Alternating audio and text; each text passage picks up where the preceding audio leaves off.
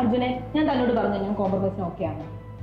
തനിക്ക് കോംപ്രമൈസ് ആണെന്ന് പറഞ്ഞ് ഞാൻ കോംപ്രമൈസിന് ഓക്കെയാണ്. അത് എന്താണ് തൻ്റെ കോംപ്രമൈസ്? തനിക്ക് ഇഷ്ടമുള്ളതും ചെയ്ത് തനിക്ക് ഇഷ്ടമുള്ള ഡ്രസ്സ് വിട്ട് എൻ്റെ കരിയറും പാഷനും ഒക്കെ കളഞ്ഞ് ഞാൻ ജീവിച്ചാൽ തനിക്ക് ഓക്കെയാണ്. കൊള്ളാം. തനിക്കൊരു ശകല ഉൾക്കൊണ്ടോ? നാളെ തനിക്ക് ഇങ്ങനെ സംസാരിക്കാൻ? ഇനി മേലെ ഇതും പറഞ്ഞുകൊണ്ട് വരരുത്. ദൈവത്തെ ഓർത്തതും പറഞ്ഞ് വന്നേക്കുള്ളൂ. അന്ന് ഇനി ഇതായിരിക്കത്തില്ല കേട്ടോ എൻ്റെ സ്വഭാവം.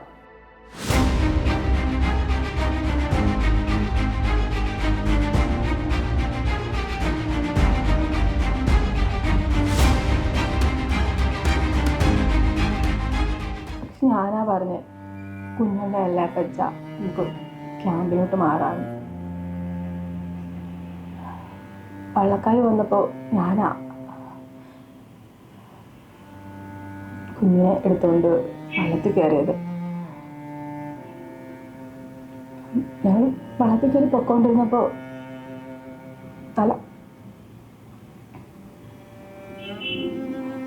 നല്ല കാറ്റൊക്കെ ഉണ്ടായിരുന്നു.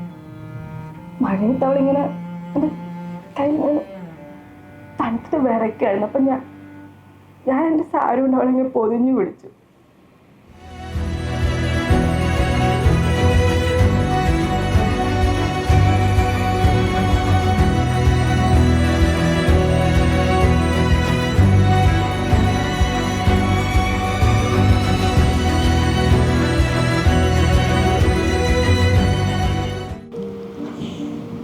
ആനന്ദ്, കുറേ ദിവസമായിട്ട് എനിക്ക് നിന്നുള്ള ഫീലിങ്സ് ഇങ്ങനെ ബോട്ടിൽ ടപ്പായിട്ട് വന്നുകൊണ്ടിരിക്കുക.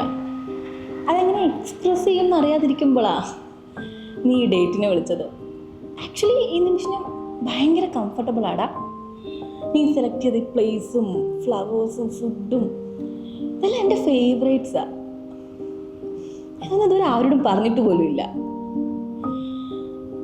I feel really loved. ഇനി ഓഫീസിലോട്ട് വരുമ്പോൾ എനിക്ക് ഓഫീസിലോട്ട് വരാനുള്ള ഏറ്റവും പ്രിയപ്പെട്ട കാര്യം നീ അവിടെ ഉള്ളതാണ്. Anand, I love you.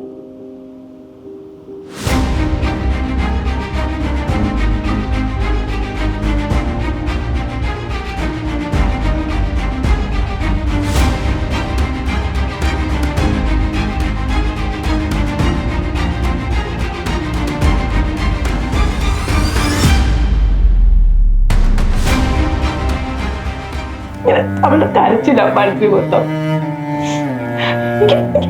ഇപ്പോഴും എന്നെ ഇവിടെ എനിക്ക് അറിയാൻ പറ്റും അവളെ ഇങ്ങനെ നിറച്ചിരുന്നത്. എനിക്കൊന്നും ചെയ്യാൻ പറ്റില്ലല്ലോ.